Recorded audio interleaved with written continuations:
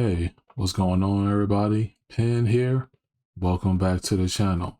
Today, I will be unboxing the RockTek G2 4K Android TV streaming device.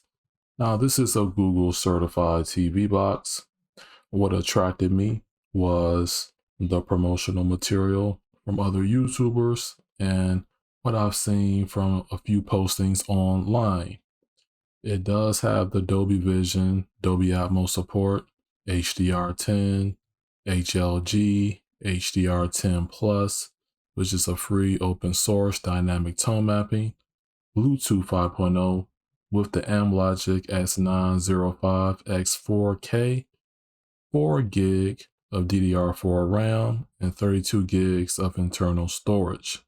Now, this sounds like the Nvidia Shield killer on paper. However, how does it perform in reality? What's the catch? Does it live up to its name and to its promotion? It advertised as the ultimate streaming experience, but is it? It definitely fits a lot of people's wish list for an updated Nvidia Shield, just in terms of making it more up to date with today's standards. However, will it perform better, similar, or will it perform worse? That's what I'm going to be testing out. So this unboxing is just showing you what's in the packaging, what's to come. Going to hook it up, going to get it plugged into the 77-inch, and I'm going to try it out for a test run. In the next transition, I will be showcasing the YouTube HDR and seeing how smooth that runs.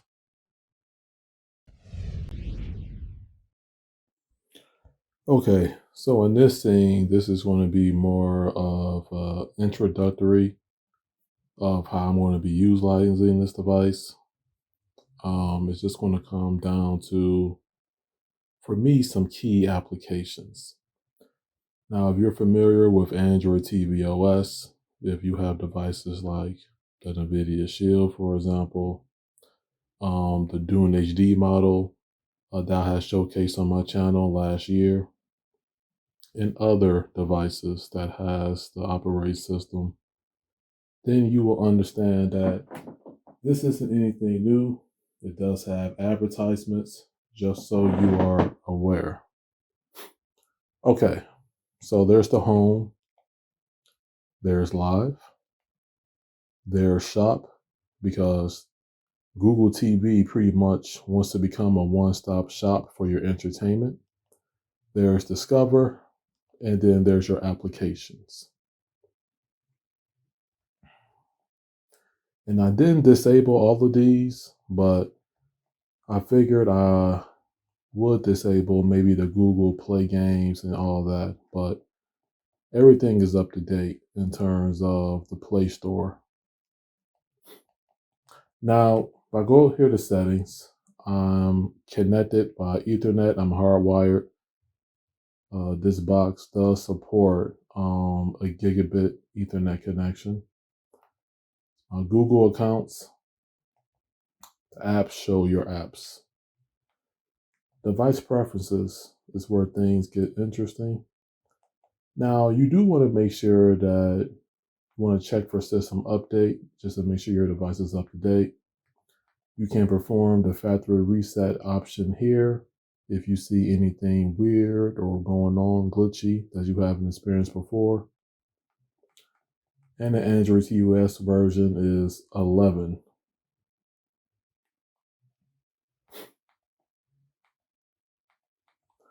Now here is where you might see a difference of settings. Display and sound, how I have it set up is HDR is enabled and HDR auto is turned on, and Dolby Vision is grayed out. Dolby Vision is grayed out for my TV because it does not support Dolby Vision. This is a Samsung S90C from last year. Definitely one of their upper echelon models when it comes to the 4K OLED space. QD OLED at that. Screen resolution, I have this set to off, display mode. This is a bit weird.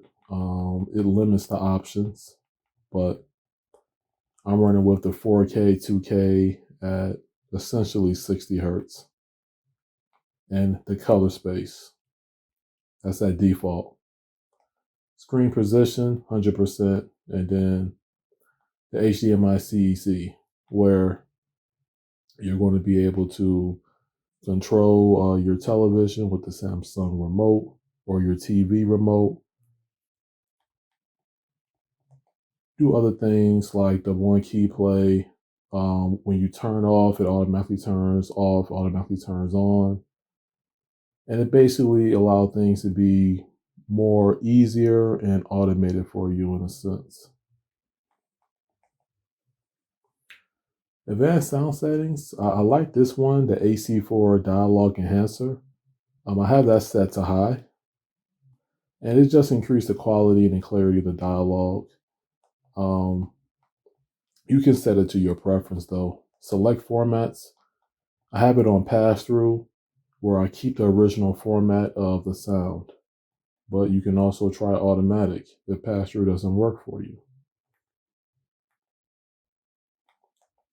With the applications that I have so far on this device, I got 1.3 gigs of apps, 26 available. Not too shabby.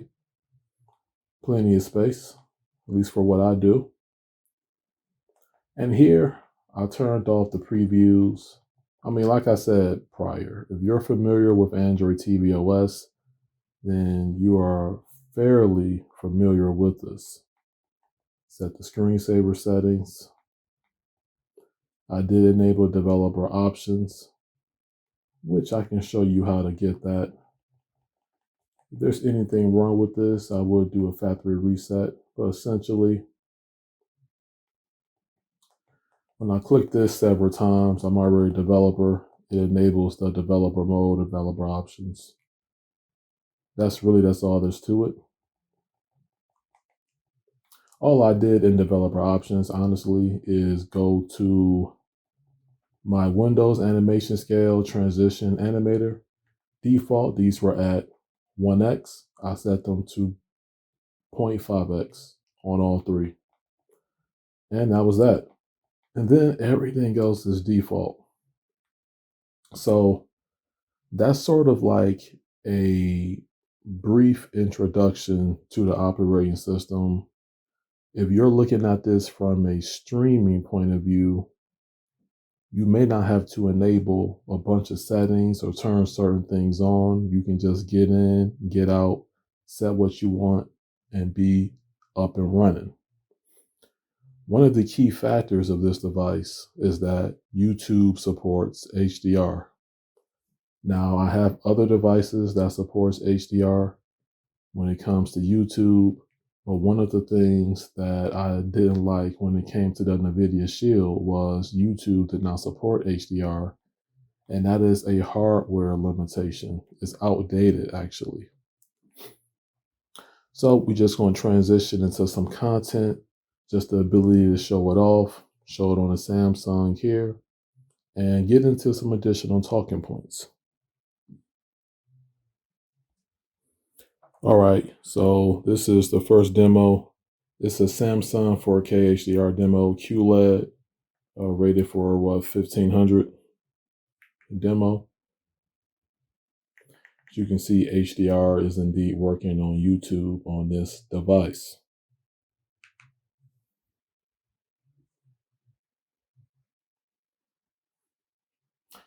Now the colors on this thing, they look natural, they look bold, they're beautiful.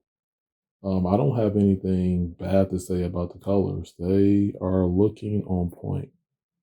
Now my settings have changed since my last Samsung video, but that won't be the focus of this.